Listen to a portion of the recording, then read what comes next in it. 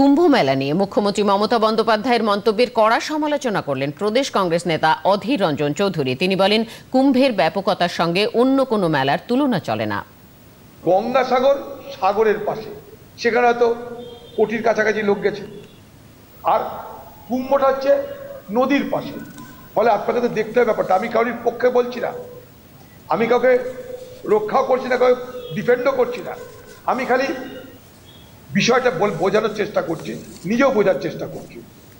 তো স্বাভাবিকভাবেই গঙ্গাসাগরে কিছু ঘটনা ঘটেনি, নিশ্চয়ই এটা আমাদের কাছে সুখকর, কিন্তু গঙ্গাসাগরে কোনোদিনই ঘটেনি।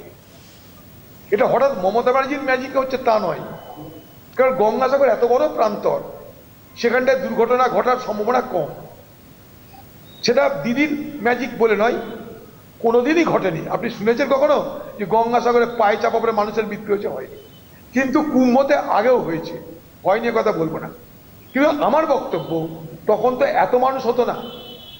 যেখানে সরকার নিজে বলছে, ইউপি সরকার নিজে বলেছে যে 40 কোটি মানুষ হবে, সেখানে এর মধ্যে 56 কোটি মানুষ হয়ে গেছে।